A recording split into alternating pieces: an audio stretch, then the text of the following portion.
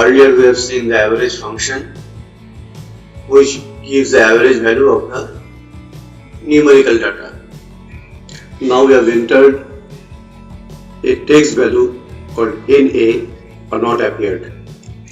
So we want to know average of the entire range. To get that, we are using the average A or average all, which considers number, text and logical value.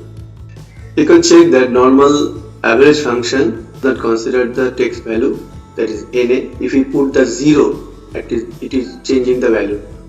That means in normal case it does not consider the text value. Now let us put the average A function and see how it performs.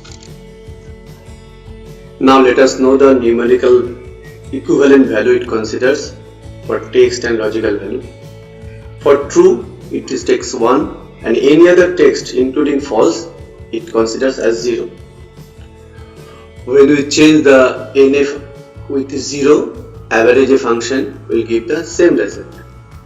That means NA considers for 0, now true considers for 1. You just see the difference.